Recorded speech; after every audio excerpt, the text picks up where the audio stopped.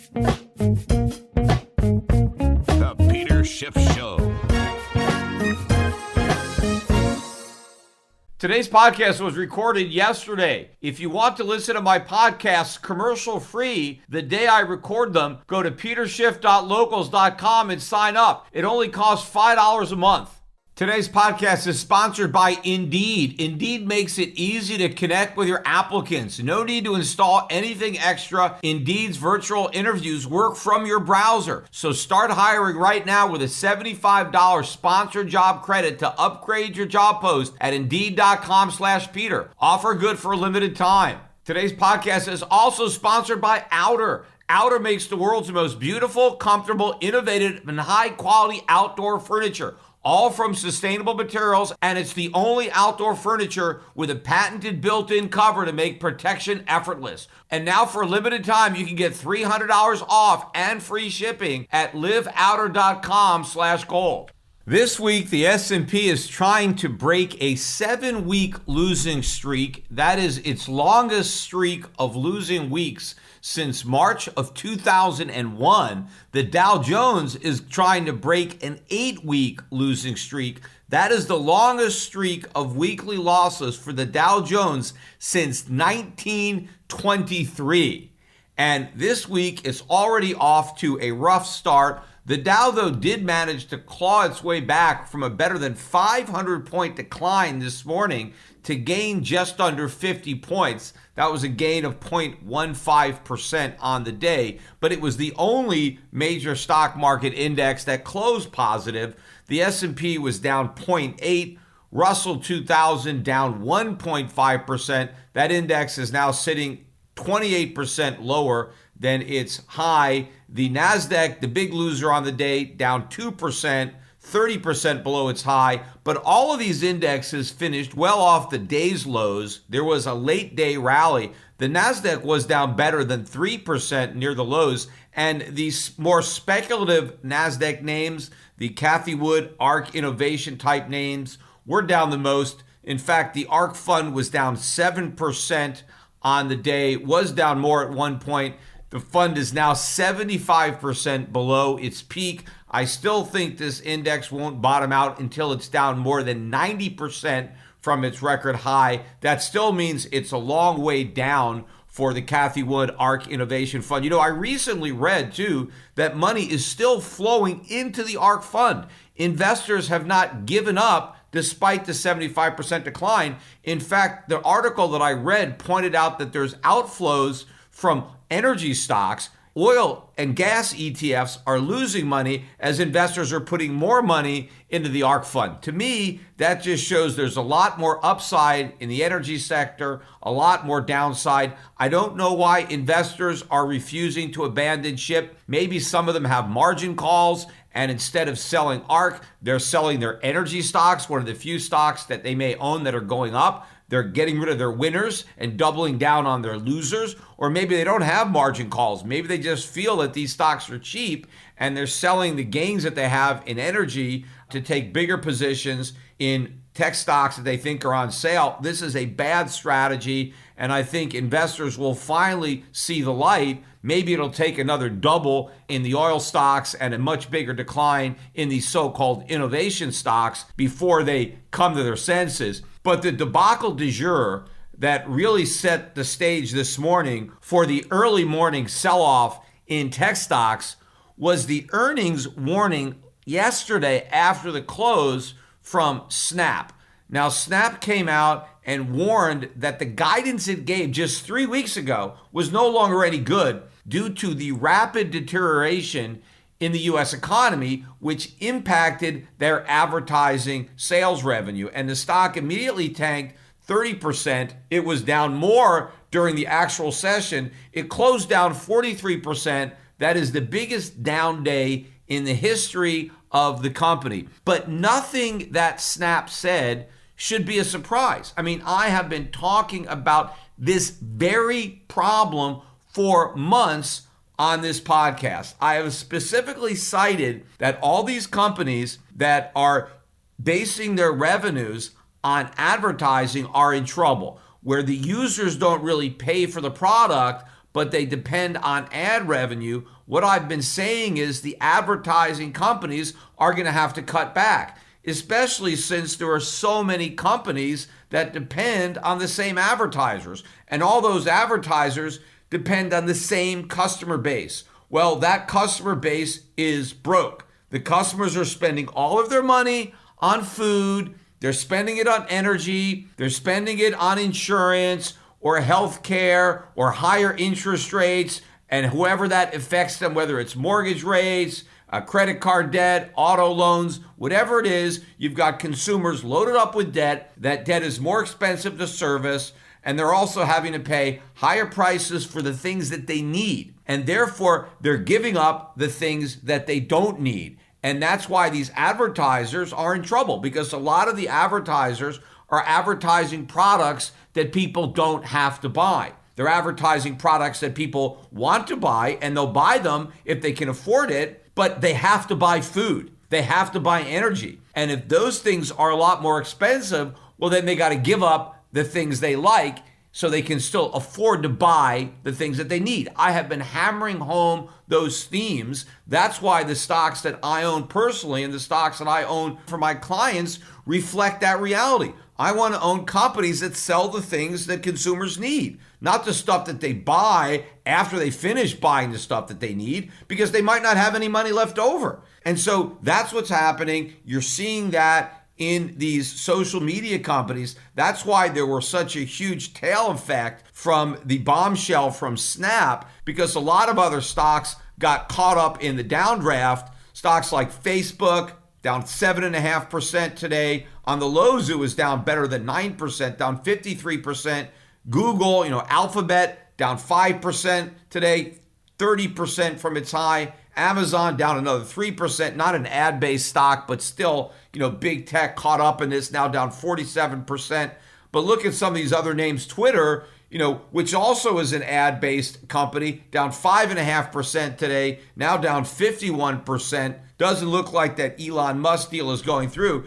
By the way, Tesla continues to have problems on its own. Tesla was down another 7% today. $628. Remember, that stock was at $1,240 at its peak. Netflix continues to fall, dropped 4% today, now down 74%.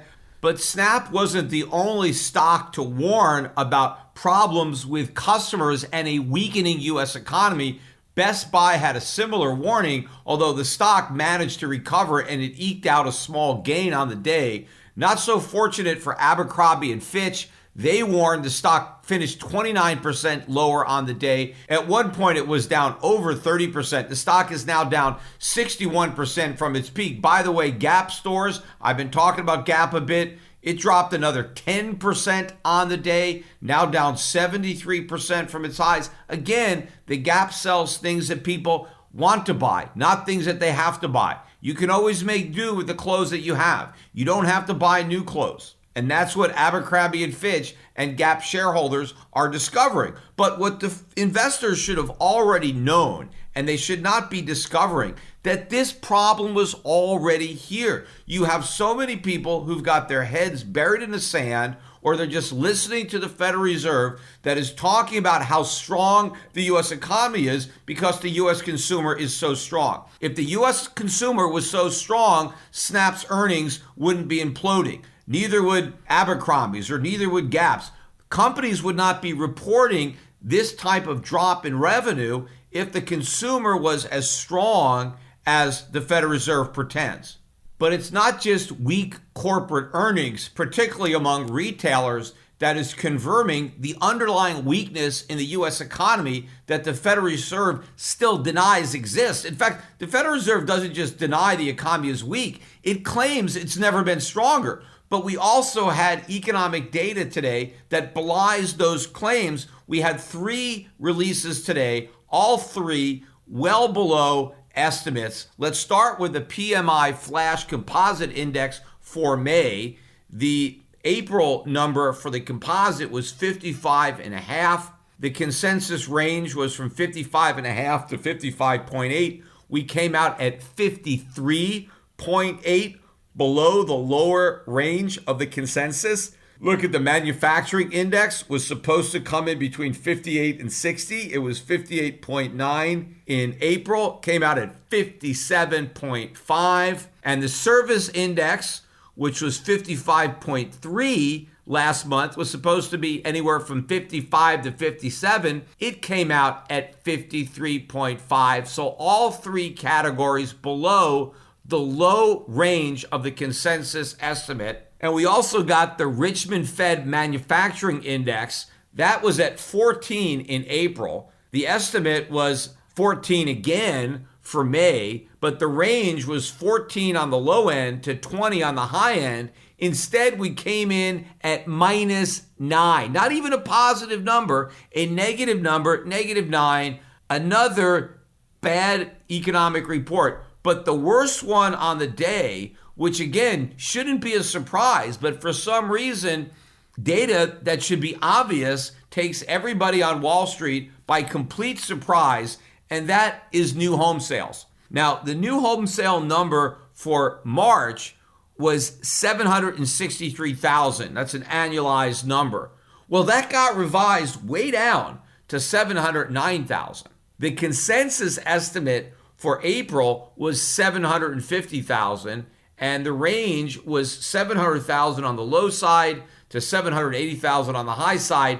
We actually got 591,000 starts. That is the weakest number in 9 years. Now, this, I think, is what really sent the markets reeling today, particularly the bond market, because we had a big rise in bond prices, a big drop in yields. The yield on the 30-year Treasury back down below 3% at 2.973. The 10-year all the way back down to 2.760, and the 5-year at 2.757. And I think the catalyst for that was this really weak new home sale number. But why would this surprise anybody? We know that new home prices are rising due to the increasing cost of materials and labor. So new homes are more expensive to build, but they're also far more expensive to buy because of mortgage rates that have moved up dramatically in this country. So new homes are more expensive, so you have to take on a bigger mortgage to buy one, but the interest rates on those bigger mortgages are much higher. And so people are getting priced out of the market, and so they're not buying. This should be obvious. I don't know why the home builders, obviously these stocks are finally getting killed, but they should have been getting killed a long time ago, because nothing should have been more obvious than this. The key is, though, when are prices going to start to drop? Now, on new homes, maybe not, because they'll just stop building new homes. I mean, that is going to happen, and that's going to be very problematic for construction workers. Because if new homes aren't being built, well, construction workers, they're not getting hired. So there are going to be a lot of layoffs in the home building market, just like there's going to be a lot of layoffs in the automobile market. I mean, look at used car prices. Used car prices are way up, but used car sales are now starting to fall. Why? Because people can't afford to buy even a used car, let alone a new car. And in fact, I think the average age of a car now on the road is something like a record high. It's around 11 or 12 years old. I'm not sure exactly. I heard the statistic earlier today, but this is a very, very old fleet of cars that Americans are hanging on to. Why? Well, because they can't afford to buy another car, especially if they have a big mortgage on the car they already have, and they don't really want to be able to roll it over into a new car, especially if new car financing or even used car financing is a lot more expensive. And so if people aren't buying new cars, well, then we don't need workers to make those new cars. You know, by the way, a lot of these companies that have been reporting weaker sales and lower profits because their customers are broke, they're also pointing out that they have too many workers, that they hired too many people because they anticipated demand that doesn't exist. So a lot of layoffs are coming across the board. You know, this is what's going to really shock the Federal Reserve, because the Federal Reserve was convinced that high inflation was transitory. They were wrong. That's permanent. What was transitory, or what will prove to be transitory, is low unemployment. unemployment is going to skyrocket in this country, and it's going to completely shock the Federal Reserve how quickly the unemployment rate rises. And this red hot labor market that they thought meant the economy was impervious to a rate shock, well, they're going to see all of a sudden they're going to have high unemployment. But what's really going to shock the Fed is that as unemployment rises, inflation will continue to rise. It will not provide any relief from inflation because people working doesn't cause inflation. If anything, it mitigates the damage caused by inflation. When people lose their jobs, the deficits are going to get bigger, the money printing is going to get bigger, and so inflation is going to get worse, not better.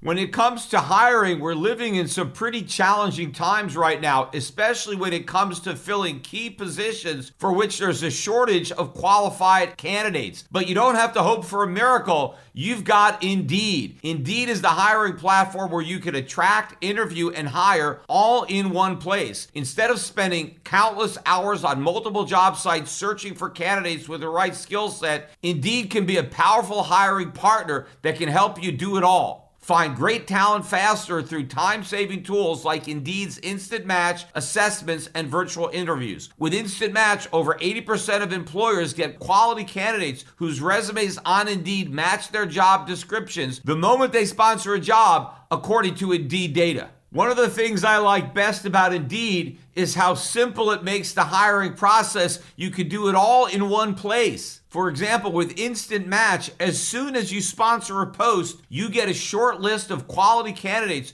whose resumes on Indeed match your job description, and you can invite them to apply right away. Even better, Indeed's the only job site where you only pay for applicants who meet your must-have requirements. So start hiring right now with a $75 sponsored job credit to upgrade your job post at Indeed.com/Peter. This offer is for a limited time, so claim your $75 job credit right now at Indeed.com/Peter. That's Indeed.com/Peter. Terms and conditions apply. Pay per qualified applicant, not available to all users. If you need to hire, then you need Indeed.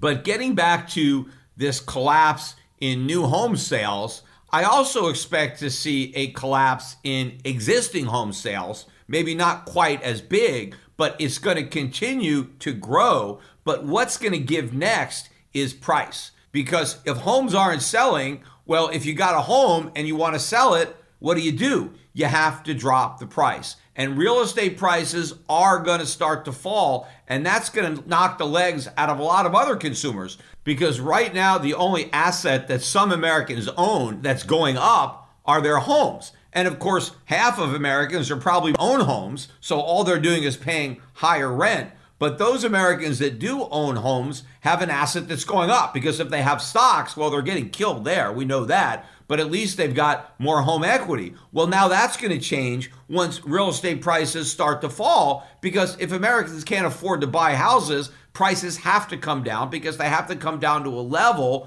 where somebody can actually buy. Because if somebody has to sell, well, there has to be a transaction. The problem is all of the home prices are established by those few homes that actually trade. So even if there aren't a lot of sales, but those sales take place at lower prices, then all the rest of the housing inventory gets marked down to those sales. And that means a lot of home equity is going to vanish. Now, a lot of that home equity may have been what many Americans were relying on. That might have been the only lifeline they had left, and it's about to be cut. Now, some people might think, well, at least that's going to be good, right? If home prices go down, doesn't that make homes more affordable?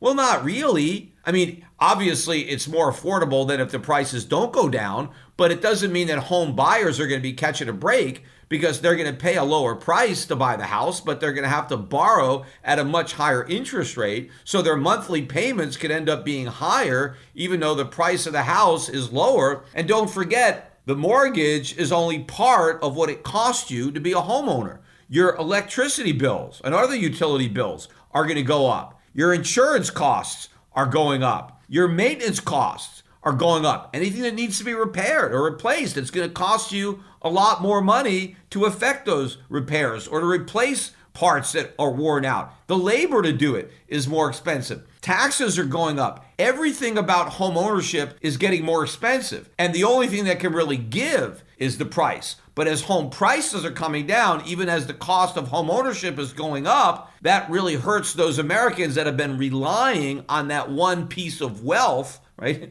for their standard of living. And so as that goes, well, that's it. And the Federal Reserve has been, in theory, targeting the stock market. I've heard a lot of talk about how the Fed is hoping to reduce inflation by reducing the stock market and therefore mitigating the wealth effect and creating a reverse wealth effect. The idea being that if stock investors are less wealthy because their stock portfolios have gone down, well, maybe they'll spend less. And so that will take some of the pressure off inflation. But I don't think that approach is going to work. I think the people who think that the stock market going down is going to solve the inflation problem, they still don't understand the inflation problem. People think solving the inflation problem is just about raising interest rates. That if we take away these ultra low interest rates and return to some kind of neutral level, that inflation is going to go back down to 2%. That's not going to happen because inflation is not just about interest rates. It's about the money supply. The money supply has to not only stop growing, it needs to start contracting. We need to drain out all that excess liquidity that the Fed has flooded into the economy, but it's not going to happen. Sure, the Fed is talking about shrinking its balance sheet, but it hasn't shrunk it at all yet, nor do I believe it's ever going to make any headway in that direction, because before it does, we're going to be in a recession. Meanwhile, look at the budget deficits. They're still about $3 trillion a year. So unless the federal government is going to balance the budget, which it's not going to do, where is that $3 trillion going to come from to balance the books, to make sure that the checks don't bounce? There's no way the U.S. Treasury is going to find private buyers to buy up all these low-yielding treasuries.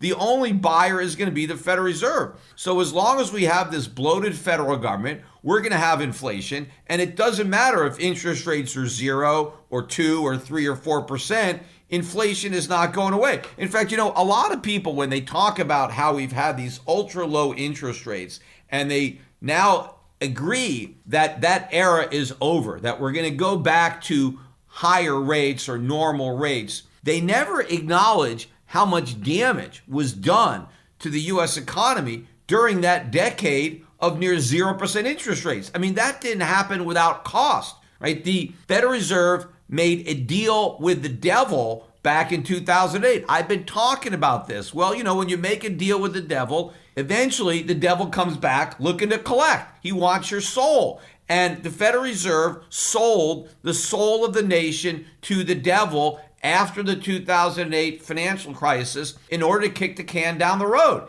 And we went down this path with quantitative easing, and now we're going to have to deal with the consequences. It's not like we could just raise interest rates and act like nothing happened over that decade. A lot happened. The irony of it is a lot of people think we're stronger. I keep hearing people say because the Federal Reserve and the government acted boldly and courageously with this big stimulus during COVID, that now we're in better shape going forward than maybe other countries where their governments were more timid with their response. It's actually the opposite. Because of what the Federal Reserve did after COVID, we're even worse shape than we would have been had they not been so bold in being such cowards. They weren't brave in what they did. If they were brave, they would have done the opposite. It's because they were so scared to be brave that they chickened out and they just did more of the same. And we had all of this money printing and all of these bailouts. And all of this, both pre and post COVID, has done massive structural damage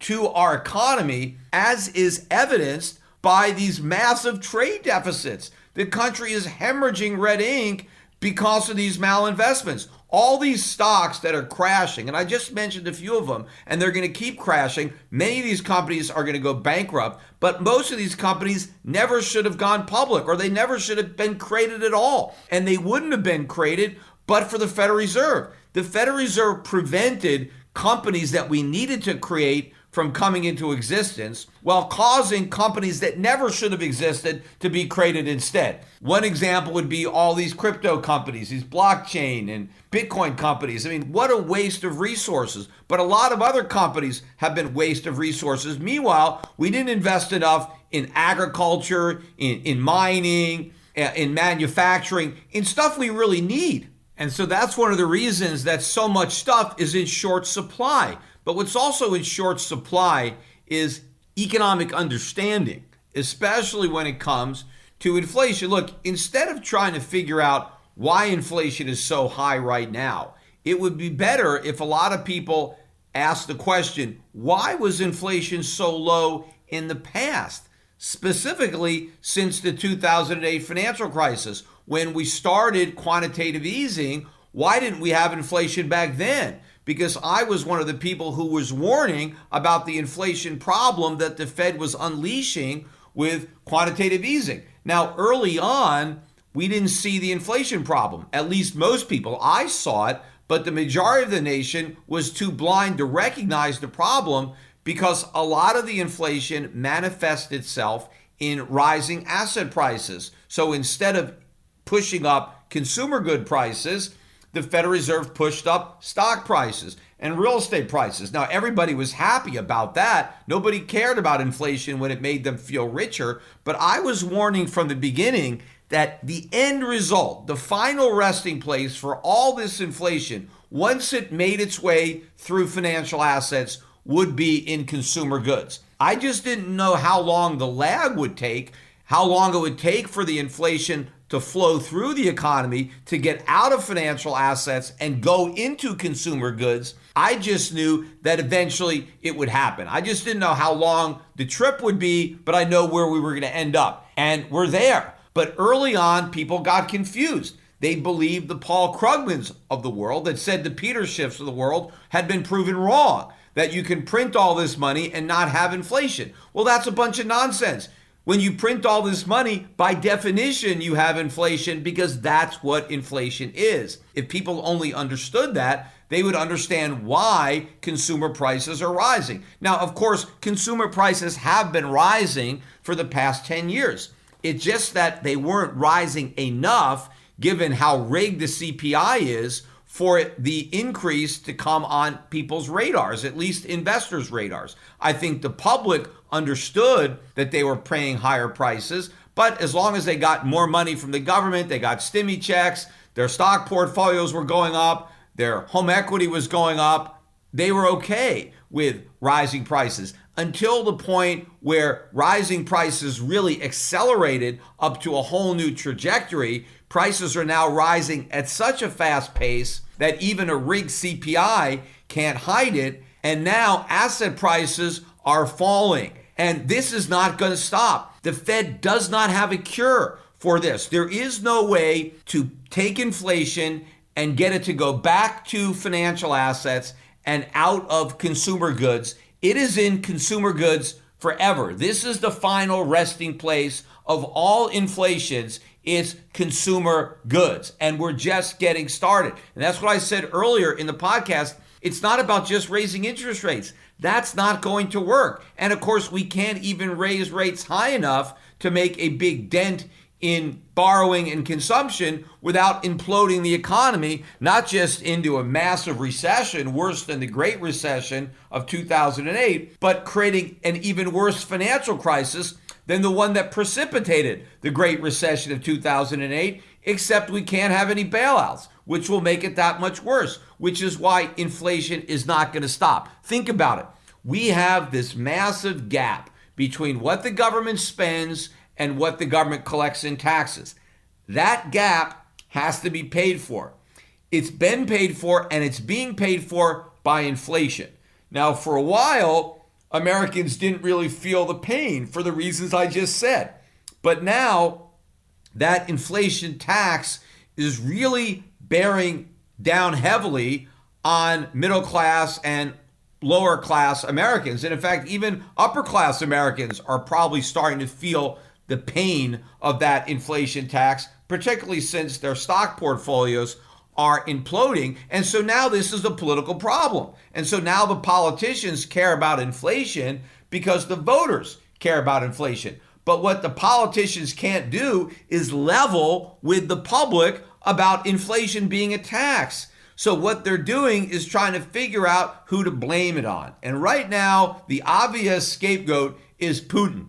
Even though Putin's really got nothing to do with this. In fact, if you look at how much oil prices have gone up since Putin invaded the Ukraine, I think the pace of increase is actually slower now than it was before the invasion. I mean, oil prices might even be higher than they are right now, but for that invasion. Who knows? The price is going up regardless of what happens in the Ukraine, and it's not Putin's fault. I mean, there are some things that you could blame Putin on, but not U.S. inflation. In fact, inflation is one of the only things that's still made in America. In fact, it's our biggest export. We export inflation all around the world, and I think our ability to do that is going to wane. That is another thing that's about to change. Looking at the geopolitical landscape, it is going to be harder and harder for America to rely on countries like China or countries like Saudi Arabia. We're not going to be able to continue to export all of our inflation. We're going to be stuck with that inflation,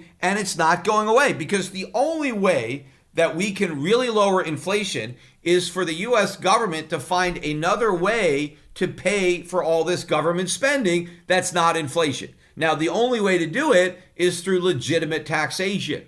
But you're not going to get the money from the rich. There's just not enough money there. They're already paying very high taxes. The only way you're going to get enough money to pay for this government is to go after the middle class. I mean, something like half the country doesn't pay any income taxes. Now, I know they pay payroll taxes, but they don't pay income taxes. And if you want to get rid of inflation, you've got to make them pay either an income tax, or you've got to introduce a national sales tax or a national value added tax.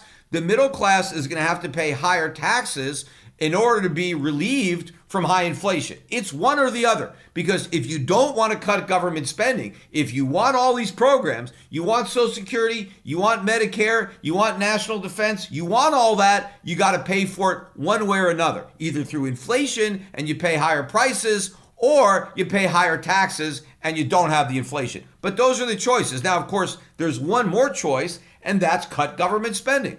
But nobody is talking about doing that. Look, even Donald Trump refused to do that, which was one of the reasons that I was so critical of Donald Trump, because of the increase in government spending that happened on his watch. And if we're not going to cut government spending when the Republicans have the White House and both houses of Congress, when are we ever going to cut it? Because in theory, it's only the Republicans who oppose government spending. The Democrats want to spend more. Nobody is talking about cutting government spending, and so we're not going to be able to get rid of inflation. We are stuck with it. It is here for good. That is what nobody seems to understand. But the markets are going to figure that out. And if you're looking at the trading activity following today's economic data and the way the markets have been trading for the past week or so, as we keep getting bombarded with bad news on the economy, that is maybe getting people to think that the Fed is not going to be able to deliver on all of these rate hikes,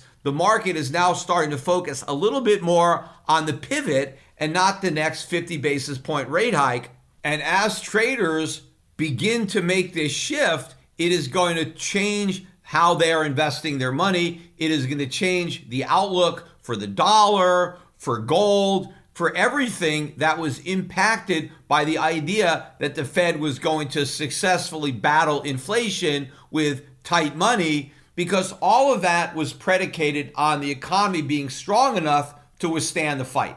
The minute that's proven not to be the case, and it will be proven not to be the case, and it's amazing to me that after the Fed is proven wrong on the economy, that it could possibly have any credibility left, because for so long it claimed that inflation was transitory, and then it turned out it was wrong. And by the time it decides that it has to fight inflation, and it does so because the economy is so super strong, the next thing you know, before they've barely raised rates, we are in a recession. I mean, how clueless will the Fed look? Of course, they're going to come up with some type of excuse for their getting it wrong. And of course, they'll once again claim that everybody else got it wrong. And so it's okay if they got it wrong because so did everybody else. Well, What's the point of having the Fed? If the Fed just makes the same mistake as everybody else, then why not fire all those economists? Because we're clearly wasting our money, because despite the fact they have all these resources at their disposal, they still have no clue as to what's going on in the economy, yet somehow they're trying to micromanage it. But when the Federal Reserve has to acknowledge the underlying weakness in the economy and it therefore backs away from its inflation fighting, that is going to be a huge game changer. We spend about 95% of our lives indoors, but many of our favorite moments actually happen outdoors, in the fresh air, the feeling of peace. And since warm summer weather is almost here, let's make the most of it with Outer, the new outdoor furniture company with purposely designed furniture to get you outdoors more often. Outer makes some of the world's most beautiful, comfortable, innovative, and high-quality outdoor furniture, all from sustainable materials. And it's the only outdoor furniture with a patented built-in cover to make protecting it effortless. From teak chairs to fire pit tables, everything Outer makes has the look and feel of what you'd expect from a 5-star resort, only for less than what you'd pay at a big box store for something that won't last nearly as long. Outer's better in every way because they've spent years perfecting outdoor products with stunning modular designs to customize your space. Life-proof materials with nano coating that's water, mold, bleach, and stain resistant. Over 1,000 neighborhood showrooms spread across the country allow you to see the Outer difference in person and experience the triple memory foam cushions that are comfier than most indoor sofas. Outer's patented built-in outer shell cover protects your furniture from rain and dew. It's the "how did no one think of this before" invention that made Shark Tank's Lori Greiner and Mr. Wonderful fight to invest. Outer's furniture comes with a best-in-class warranty, like 10 years for their chic aluminum line, and a 2-week free trial that includes free returns. I especially like their virtual showrooms, and then the added benefit of being able to experience the actual furniture in the homes of satisfied customers. See the difference for yourself at liveouter.com/gold. Plus, for a limited time, now you can get $300 off and free shipping. This is Outer's best offer anywhere, and it's only available to podcast listeners and only for a limited time. Get $300 off and free shipping at liveouter.com/gold. That's liveouter.com/gold. liveouter.com/gold. Terms and conditions apply. But again, the real game changer, what is going to take this thing to a whole new level, is going to be the realization that even though the economy is weakening or in recession, inflation is not only not coming back down to 2%, it's actually getting worse. It's not even just going to stay at the high level. It's actually going to move to a whole new plateau. That is a completely different ball game because the markets are completely unprepared for that outcome. Again, it's stagflation, but worse because it's recession and high inflation happening at the same time.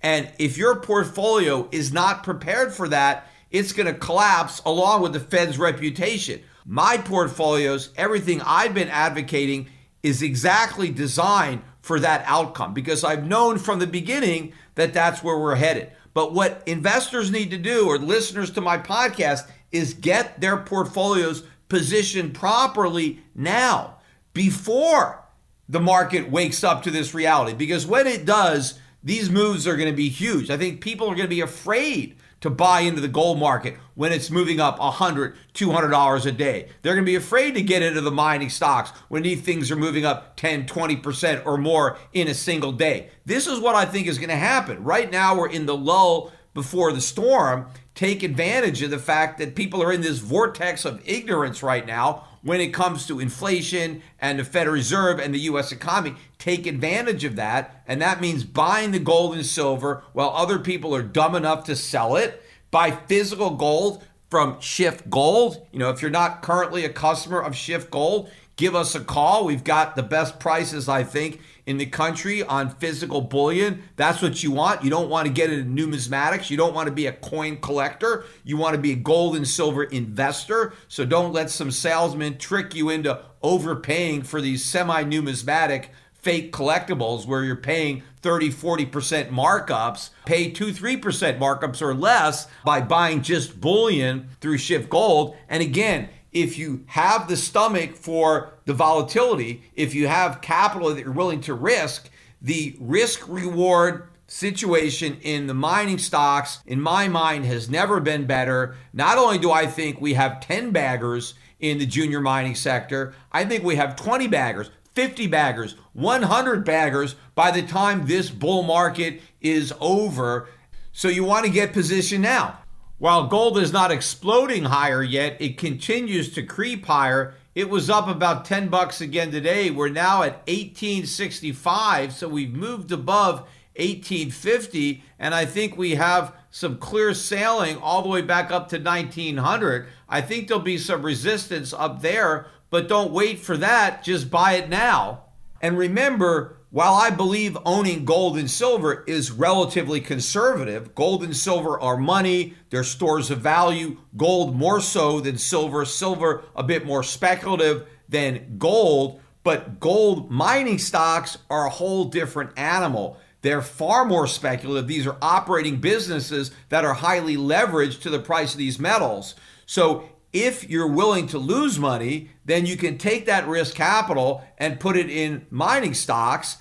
And if I'm right, you make a tremendous amount of money. But why I think it's worth the gamble is because if you look at the upside potential in relationship to the downside risk, I mean, what's the most you can lose, right? Someone puts 100 grand in gold mining stocks, what's the most they can lose? Well, if every single stock you own goes bankrupt, you lose 100 grand. Now, I think the risk of that happening is pretty low, but let's just say it's possible that every single stock you buy goes bankrupt. Now, the odds of that happening are greater if you have a very small portfolio. Now, if you diversify, and especially if you have a guy doing your stock picking like Adrian Day, who manages my gold fund, the odds of that happening are extremely low, but they're not zero. But worst case scenario, you lose your $100,000. But in the best case scenario, that 100,000 could turn into $1 million. It can turn into $2 million. It can turn into a lot more than that. So that's the point, is that you have a lot more to gain if I end up being right than you can lose if I'm completely wrong. The key is you have to be able to afford to lose that money. And if you can't afford to lose it, then don't put it at risk. But if you can, if you have risk capital, this is where it should be. It shouldn't be in cryptocurrencies, Bitcoin, or any of this stuff.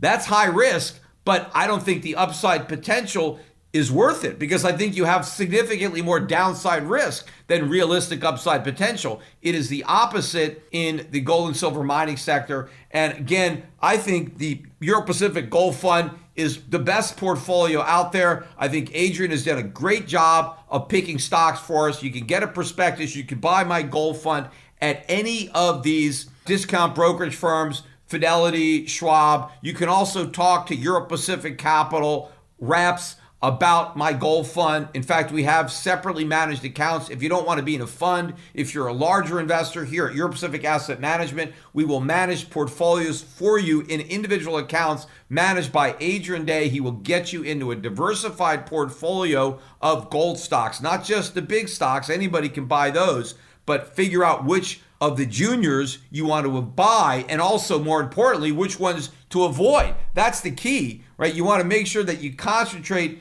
your firepower in the stocks that have the best chance of succeeding and minimize those that have the least chance of succeeding. The question is, how do you know the difference? Most people don't. Adrian does. He's been doing it for almost 40 years. And so that's why you want somebody who specializes in this sector managing your portfolio. That's why I hired him. I didn't want to do it myself. I wanted somebody who does nothing but manage these companies, who is familiar with the management teams, the projects, that really lives and breathes the gold mining industry. And that's what Adrian does. But while you can put your risk capital into gold and silver mining companies, the money that you don't want to put at risk, the money that is currently at risk to inflation, at risk to the weakness in the U.S. financial markets, I think that money should be invested far more conservatively in defensive, dividend-paying, non-U.S. stocks. And these stocks are holding up very well this year. We have nice gains in our portfolios.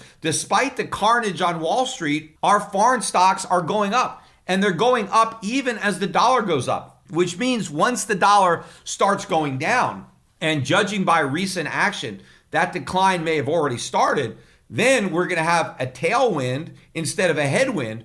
But these dividend-paying foreign stocks, companies that sell what people need, not what people want, this is what you have to have in your portfolio, because you can't be in paper, even if it's euros or even if it's yen. All the currencies are going to go down. I think the dollar is going to go down the most because the US dollar has the most to lose as we move away from this fiat standard back towards a real sound monetary system anchored to gold. I think gold is going to resume its position as the primary reserve asset for central banks. And that's a huge loss for the U.S. because the U.S. has been the issuer of the main reserve currency, the dollar. And so we've been able to live beyond our means. We've been able to build an economy, this service sector economy, on the foundation of the dollar's reserve currency status, so we can afford to run these huge trade deficits in perpetuity. Well, when that rug gets pulled out from under us, America will suffer uniquely relative to the rest of the world from a change in the monetary order. And we're going to go from the top of the pecking order to the bottom, and we're going to have to reinvent our economy, and it's not going to be easy. But in the meantime, there's going to be massive inflation, and U.S. financial assets are going to lose a lot of value relative to financial assets of other economies, particularly the emerging market economies. That's another place where if you have risk capital, I think there's a lot of upside potential there. That's why one of our mutual funds is an emerging market fund. You could check out that prospectus. You could buy that mutual fund as well at all the discount brokers. You can also talk to the Euro Pacific brokers about it, or Euro Pacific Asset Management. We also have a wrap program where I'll manage a portfolio in all 5 of my mutual funds. All of these funds are designed to get you out of the US dollar, out of US assets, and to provide a portfolio that will deliver real returns in a stagflationary environment here in the United States. And those portfolios are already delivering solid positive returns thus far in 2022, despite the headwind of a strong dollar. I think once we get that tailwind from a weak dollar, the returns will be much better. And in fact, the signs are there that the dollar may have already topped out. I pointed this out on my last couple of podcasts. The dollar index peaked just above 105. We were down again today. We sunk below 102. We closed at 101.78.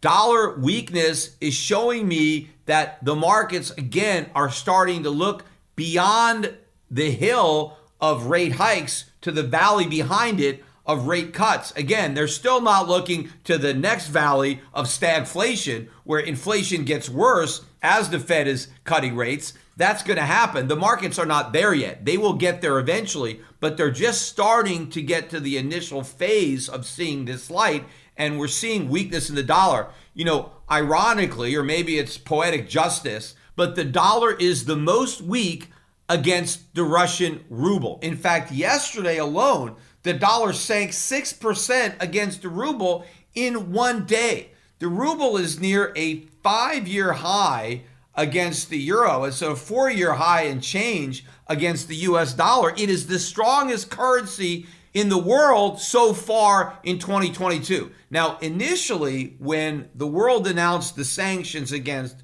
Russia, the ruble tanked. But the ruble is now much higher than it was before it tanked. And in fact, I talked about this when Joe Biden gave his initial speech in early March, bragging about the weak Russian ruble and how the ruble was rubble and how this showed how the sanctions were working. I said that he should be very careful about bragging about a falling ruble, because I said ultimately it would be the dollar that would be reduced to rubble, that the ruble would rise and the dollar would fall. Now, I said the dollar would fall against everything, and so far the dollar is up against other currencies, but it is down, and down sharply, against the Russian ruble, which also validates another one of my predictions, which was that the sanctions would not work, that the sanctions would in fact backfire and end up strengthening, not weakening Russia. And that is exactly what's happening. In fact, by Joe Biden's own standards, the sanctions have backfired, because he used the falling ruble as proof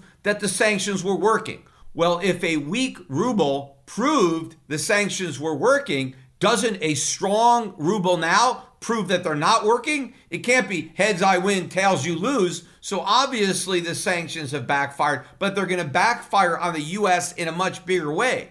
It's not just the stronger ruble and enriching Russia by pushing up the value of everything that it's exporting, but we're driving China closer to Russia. In fact, Biden made another gaffe the other day by actually saying that if China were to invade Taiwan, that the U.S. would intervene and use its military to defend Taiwan. That's almost like a declaration of war in advance, right? Hey, China, if you go into Taiwan, we're going to declare war on you. We're going to move our military into Taiwan. How could you say that? I mean, even if you would do that, why would you let the Chinese know that you're going to do that in advance unless you're trying to provoke them, unless you're trying to draw that line in the sand?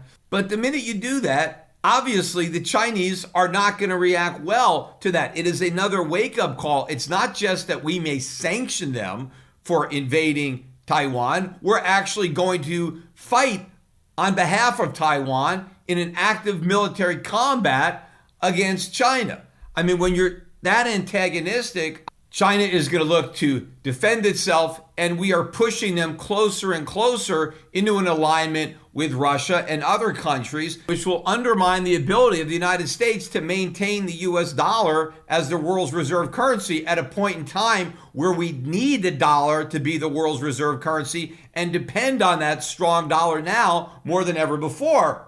It makes no sense for Biden to have said something like that, which is why he quickly backtracked. But you can't put that genie back in the bottle. It's been said, and now the Chinese know that it's been thought. And, imagine from the Chinese perspective, what would happen if China said, hey, United States, if one of your 50 states decides it wants to secede from the Union, let's say Texas, for example, if they vote to secede and they just tell the United States, hey, we're gone, we're our own sovereign country, so, we're not going to pay your income taxes anymore, and we're not going to abide by your rules and regulations, and we're not going to cover any of the national debt, right? If a state like Texas did that, and then the U.S. sent in the Army or the Marines to try to put down that rebellion and say, no, you ain't leaving this union, right? Just like the Civil War. Abraham Lincoln didn't let any of the southern states go. There was a whole war to make sure they didn't go.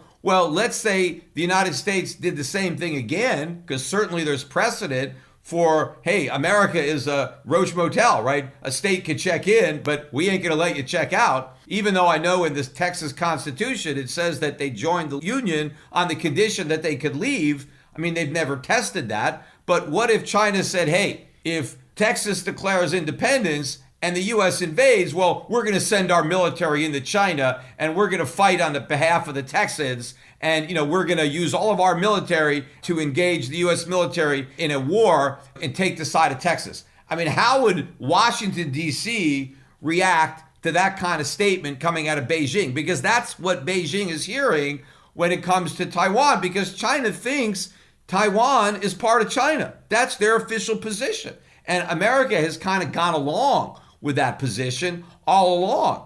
Now, it doesn't matter whether you agree that Taiwan should be an independent nation and not part of China. I mean, personally, I would agree with that. I mean, I think that people who live in Taiwan are better off under Taiwanese rule than under Chinese rule. I think one of the reasons that Taiwan prospered so much was because it was in China. Now, that communist China no longer exists, so it's not as bad as it used to be. But I think Hong Kong was better off without being under China's thumb, and I think Taiwan is better off as well. But it doesn't matter what I think. It matters what China thinks, because as far as China is concerned, Taiwan is part of China, just like America thinks Texas is part of the United States. Now, personally, I think Texas would be better off as its own country. So would Florida. In fact, so would just about any state, any red state, as far as I'm concerned, would be better off. In fact, any blue state. The federal government is far too big, far too powerful. It far exceeds the limited powers authorized to it by the Constitution. I think it makes no sense for this union to continue. I think it would be better off if it was disbanded and we had 50 sovereign states without a federal government. I think the standard of living of the 50 states would be much higher than the collective standard of living of the United States. But that's not going to happen because Washington, D.C. is not going to let it happen. But my point is, what if China says, if any of the states try to leave, we're going to send our military in there? That would be considered an act of war. It wouldn't go over well in Washington, D.C., and our statement didn't go over well in Beijing. But again, all of this is why America cannot rely on the rest of the world to the extent that it did in the past, and why inflation is here to stay, because we can't export it. All these countries that we're antagonizing are not going to keep loaning us money. They're not going to keep stockpiling our IOUs. They're going to want to consume their own stuff. They're not going to want to send it over here. The supply shortages are just beginning because America depends on the rest of the world for all the stuff that we need, because we have not been investing in the right industries. Because of the monetary policy of the Federal Reserve, because of the fiscal policy of the U.S. government, we have created an economy that completely depends on the kindness of the rest of the world. And we've been antagonizing the very nations we depend on the most. Talk about biting the hand that feeds you. That's exactly what we've done. And it's not just that China feeds us. They supply us with all sorts of low-priced consumer goods, and then they lend us the money to pay for it. Finally, though, I want to wrap up today's podcast with a word on Bitcoin, which has been relatively and a bit surprisingly resilient. I had expected Bitcoin to really break down, and it hasn't. It's kind of been holding in around 29,000. It's peaked its head above 30,000 several times. As I'm recording the podcast on Tuesday afternoon, it's around 29,500. But don't be lulled into a false sense of security. Hodlers, don't get cocky about Bitcoin, holding on, thinking that this is it, this is the bottom. It's very rare that markets give you this much time to buy the bottom. So I doubt it is the bottom. It's more likely a false bottom. We're going to drop through it.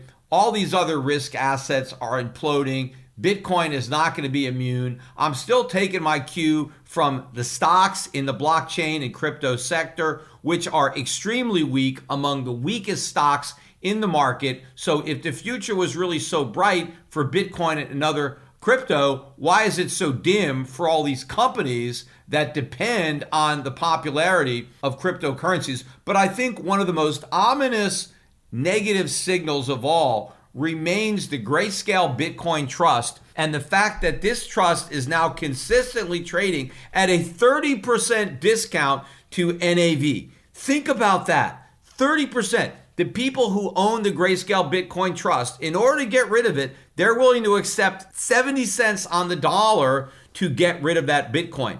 Also, what it means is that if you really believe in Bitcoin, if you just buy the Grayscale Bitcoin Trust instead of Bitcoin, you can make a 43% gain if the discount goes away. Meaning, if the price of Bitcoin just stays where it is, you can make 43% just on that discount closing, which would happen if that trust ever became an ETF. Now, they're trying to get ETF status. They've been petitioning to make it an ETF. And if they ever succeed, if the price of Bitcoin just stays where it is, that's a 43% gain. But also, if the price of Bitcoin drops by 30%, you don't lose any money if it becomes an ETF. And of course, if it goes up, if the price of Bitcoin doubles and this thing becomes an ETF, well, then you triple your money by buying Grayscale instead. Now, yes, there's a 2% annual fee, but when you're buying it at a 30% discount, it takes 15 years before that fee is made up. Clearly, if Grayscale Bitcoin Trust is going to become an ETF, it's not going to take 15 years to do it. If it takes 15 years, it's never going to happen. Now, I know a lot of people think, well, it's probably not going to become an ETF. Well, if Grayscale can't become an ETF, then nobody is going to become an ETF. If the SEC will not approve an ETF conversion for GBTC, then no ETFs are going to exist. And remember, part of the bullish consensus on Bitcoin is the fact that there's going to be an ETF. Well, one of the things that this 30% discount proves is the market is now confident that there'll never be a Bitcoin ETF. And if there's never going to be a Bitcoin ETF, then all of the gains that are supposedly going to happen because of the ETF, well, they're not going to happen either. But also, I think the fact that you have this giant trust at a 30% discount, how can Bitcoin really go up? Because demand will be siphoned away from Bitcoin to the GBTC Trust, where you get so much more bang for your buck, or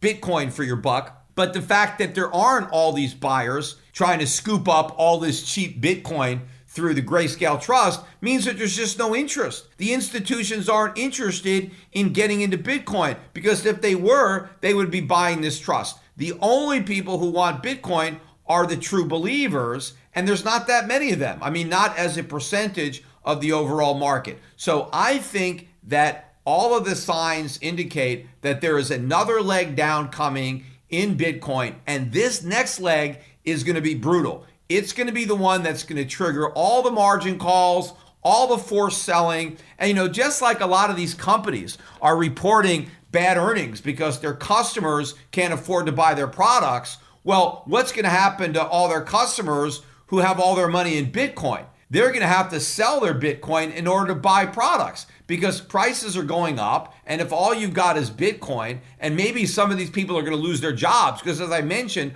a lot of the job losses are going to be in the crypto sector. And a lot of people who work in the crypto sector are working there because they totally believe in it. They drank the Kool-Aid. Either they believed in it before they got their job, or they got their job and then they believed in it, but they're probably all in on crypto. And once they lose their job, well, how are they going to pay their rent? How are they going to buy food or buy gas? Well, they're going to have to sell their Bitcoin. The gas station, they don't take Bitcoin. The supermarket, they don't take Bitcoin. They want dollars. And so you're going to have to sell your Bitcoin to get dollars. Well, if everybody is selling and nobody's buying, the price is going to collapse. And before that happens, anybody listen to this podcast, and I've been telling you guys this ever since Bitcoin was almost 70,000. Don't keep talking about how I'm always wrong. I'm always wrong. Look at what's been happening for the last year. There's an old song, "What have you done for me lately?" Well, think about that for Bitcoin. Hey, Bitcoin, what have you done for me lately? The answer is lose me a lot of money. And if you want to stop the losses before they get bigger, and if you want to get in on some profits, then sell your Bitcoin before it collapses. At Shift Gold, we still work with BitPay. You can call up Shift Gold and we use BitPay. You can unload your Bitcoin and turn it into real money, get rid of that fool's digital gold and buy some actual gold, or you can get some cash and invest it in other assets. You can use it to open up an account with me, and I can manage the account for you in a portfolio of conservative foreign dividend paying stocks. Anything but hold on and hope to your Bitcoin and ride it all the way down.